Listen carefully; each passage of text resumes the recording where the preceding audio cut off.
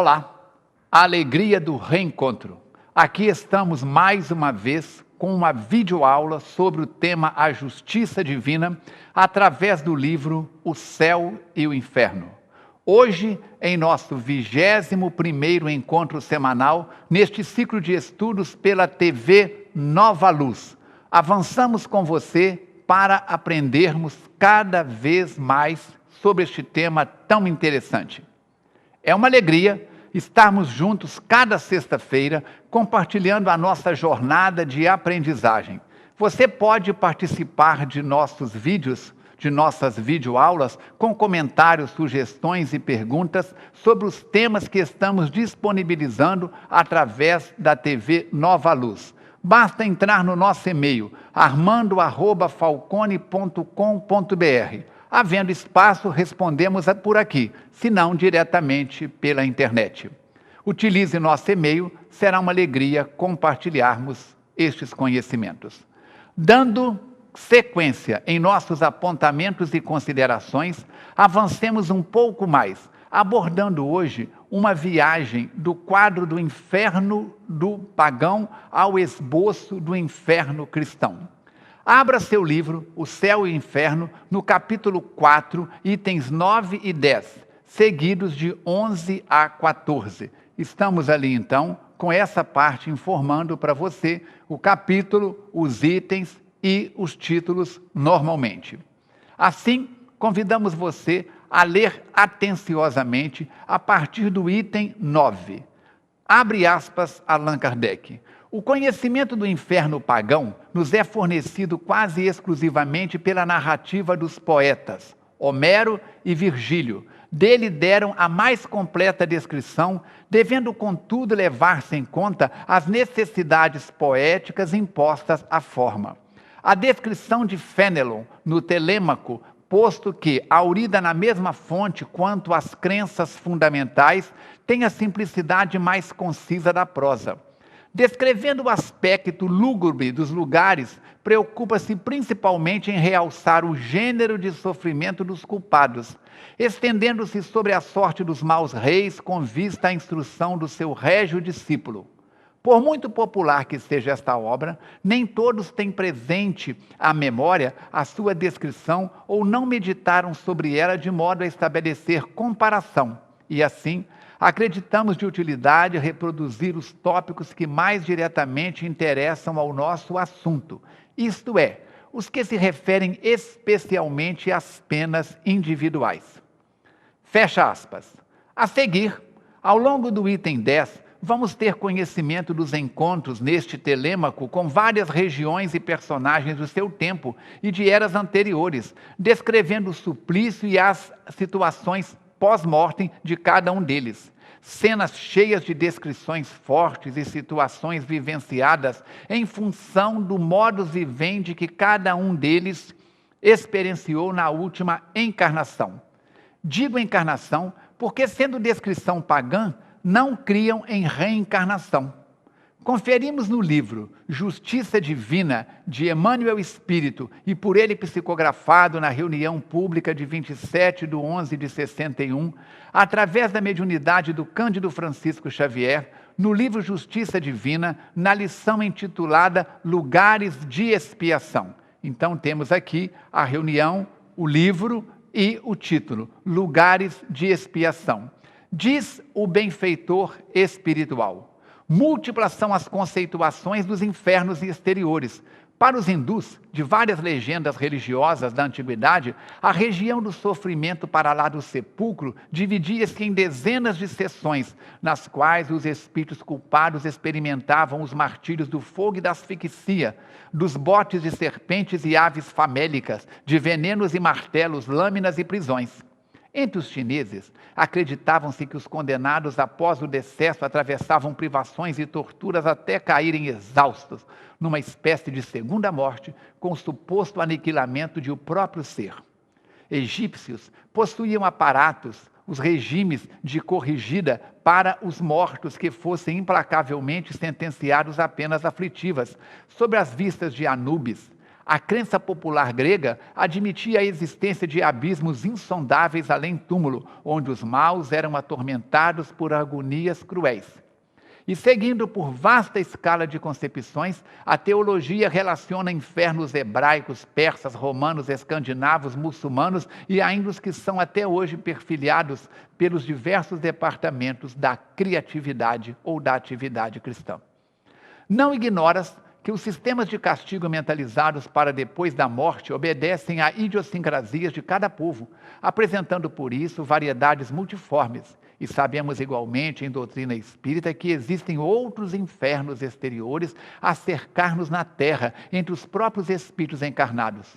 Não longe de nós, vemos o inferno da ignorância, em que se debatem as inteligências sequiosas de luz, o inferno das necessidades primárias, absolutamente desatendidas, o inferno dos entorpecentes, o inferno do lenocínio, o inferno do desespero e o inferno das crianças desamparadas, todos eles gerando os suplícios das sombras e da loucura, do pauperismo e da enfermidade, do abandono e da delinquência. Em razão disso, embora respeitando as crenças alheias, observemos as próprias ações, a fim de verificar o que estamos fazendo para extinguir os infernos que nos rodeiam. E, sobretudo, aprendendo e servindo, vigiemos o coração para que a prática do bem nos garanta a consciência tranquila, de vez que todos somos responsáveis pela nossa própria condição espiritual. Disse-nos o Cristo: o reino de Deus está dentro de vós. Ao que, de acordo com ele mesmo, ousamos acrescentar, e o inferno também. Fechando este capítulo 4, vamos para os itens 11 a 15, onde Allan Kardec nos apresenta uma série de citações que foram tiradas da obra intitulada O Inferno, de Augusto Calais, dando a este fechamento o título de Esboço do Inferno Cristão. Assim, nós vamos observar no capítulo 4, o inferno, itens 11 a 15, esboço do inferno cristão, no seu livro O Céu e o Inferno. Abre aspas. A opinião dos teólogos sobre o inferno resume-se nas seguintes citações. Esta descrição, sendo tomada de autores sagrados e da vida dos santos, pode tanto melhor ser considerada como expressão da fé ortodoxa na matéria, quanto é ela reproduzida a cada instante com pequenas variantes nos sermões do púlpito evangélico e nas instruções pastorais. Os demônios são puros espíritos e os condenados presentemente no inferno podem ser considerados puros espíritos, uma vez que só a alma aí desce, e os restos entregues à terra se transformam em ervas, em plantas, em minerais e líquidos, sofrendo inconscientemente as metamorfoses constantes da matéria. Os condenados, porém, como santos, devem ressuscitar no dia do juízo final, retomando para não mais deixá-los os mesmos corpos carnais que os revestiam na vida. Os eleitos ressuscitarão, contudo, em corpos purificados e resplendentes, e os condenados em corpos maculados e desfigurados pelo pecado. Isso os distinguirá, não havendo mais no inferno puros espíritos, porém homens como nós. Conseguintemente, o inferno é um lugar físico, geográfico, material, uma vez que tem de ser povoado por criaturas terrestres, dotada de pés, mãos, boca, língua, dente, ouvidos, olhos semelhantes aos nossos, sangue nas veias e nervos sensíveis. Onde estará este inferno? Alguns doutores o têm colocado nas entranhas mesmas do nosso globo, outros não sabem em que planeta, sem que o problema se haja resolvido por qualquer concílio. Estamos, pois, quanto a este ponto, reduzidos a conjecturas.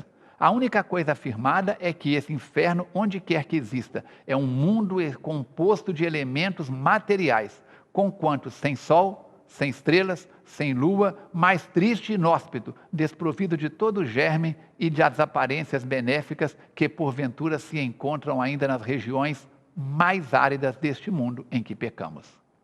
Os teólogos mais circunspectos não se atrevem, à semelhança dos egípcios, hindus, gregos, a descrever os horrores dessa morada, limitando-se a nola mostrar como premissas no pouco que dela fala a Escritura. O lago de fogo, de enxofre do Apocalipse e os vermes de Isaías, esses vermes que formigam eternamente sobre os cadáveres de Tofel, e os demônios atormentando os homens aos quais eles perderam, e os homens a chorarem rangendo os dentes, segundo a expressão dos evangelistas. Dessa parte, Santo Agostinho não concorda que esses sofrimentos físicos sejam apenas reflexos de sofrimentos morais, e vê num verdadeiro lago de enxofre vermes e verdadeiras serpentes, saciando-se nos corpos, causando suas picadas as do fogo. Ele pretende mais, segundo um versículo de São Marcos, que esse fogo estranho, posto de material como o nosso, e atuando sobre corpos materiais, os conservará como o sal conserva o corpo das vítimas. Os condenados, vítimas sempre sacrificadas e sempre vivas, sentirão a tortura desse fogo que queima sem destruir, penetrando-lhes a pele. Serão dele embebidos e saturados em todos os seus membros, na medula dos ossos, na pupila dos olhos, nas mais recônditas e sensíveis fibras do ser. A cratera de um vulcão, se aí pudessem submergir, ser-lhes-ia um lugar de refrigério e repouso. Assim falam com toda segurança os teólogos mais tímidos, discretos e comedidos. Não negam que haja no inferno outros suplícios corporais, mas dizem que para afirmá-lo lhes falta suficientemente conhecimento, pelo menos tão positivo como que lhes foi dado sobre o suplício horrível do fogo e dos vermes. Há, contudo, teólogos mais ousados, ou mais esclarecidos, que dão do inferno descrições mais minuciosas, variadas e completas, e conquanto se não saiba em que lugar do espaço está situado esse inferno, há santos que o viram. Eles não foram lá ter com a lira na mão como Orfeu, de espada em punho como Ulisses, mas transportados em espíritos. Deste número é Santa Teresa d'Ávila. O Senhor não olha tanto a grandeza das nossas obras, olha mais o amor com que são feitas. Palavras deste venerando espírita. Dir-se-ia pela narrativa da santa que há uma cidade no inferno. Ela aí viu, pelo menos uma espécie de viela comprida e estreita como essas que abundam a velhas cidades, e percorreu-a horrorizada, caminhando sobre o lodoso e fétido terreno, no qual pululavam monstruosos répteis. Era, diz ela, o lugar que lhe destinavam se abusasse em vida das graças concedidas por Deus à sua cela de Ávila.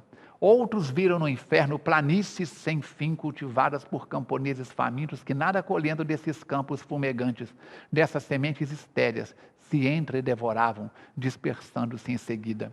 Tão numerosos como dantes, magros, vorazes e em bando, indo procurar ao longe, em vão, terras mais felizes. Outras colônias de errantes condenados o substituíam imediatamente.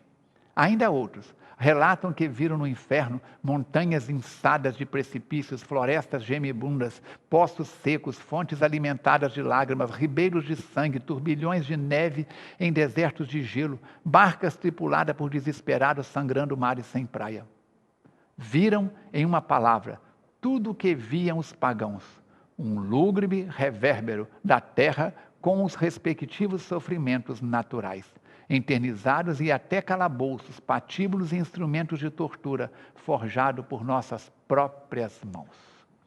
Deixamos que você, leitor, possa, parágrafo a parágrafo, tomar conhecimento com os demais detalhes deste tema, lendo o capítulo até o final.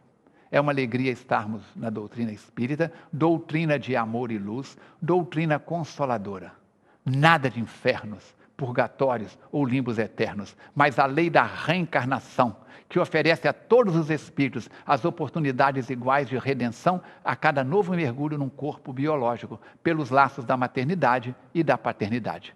Conforme lemos em João, capítulo 4, versículo 8, aquele que não ama, não conhece a Deus, porque Deus é amor. Deus é amor e, como tal, nada de penas eternas, mas sim eternas oportunidades de autoconhecimento para cada dia acertarmos mais o rumo de nossa existência cósmica. Damos uma pausa por aqui e prosseguiremos estudando o tema Justiça Divina em nosso próximo encontro. Queremos falar com você da Web Rádio Evoluir. Digita no seu teclado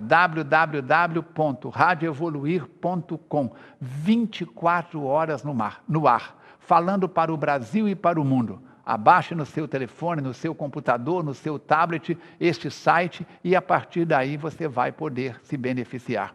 Queremos falar com você também do SOS Preces. Diariamente, de 8 às 24 horas, você tem no telefone que está na tela, prefixo 32 3236 1122, 4 linhas telefônicas. Ligue para um momento de oração de sintonia positiva. Assim, nós estamos à sua disposição.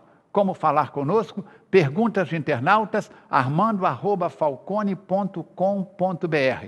Escreva-nos com seus comentários, com as suas críticas, com as suas dúvidas. Será uma alegria compartilharmos. Agradecemos a sua companhia e audiência. Ajude-nos a divulgar este programa em seus contatos e em suas redes sociais. Um grande abraço, rogamos a este Deus de amor, a Jesus e aos bons espíritos que te fortaleçam, me fortaleçam e a todos os seres beneficiem na jornada da eternidade representada aqui e agora. Até a próxima aula e muita paz.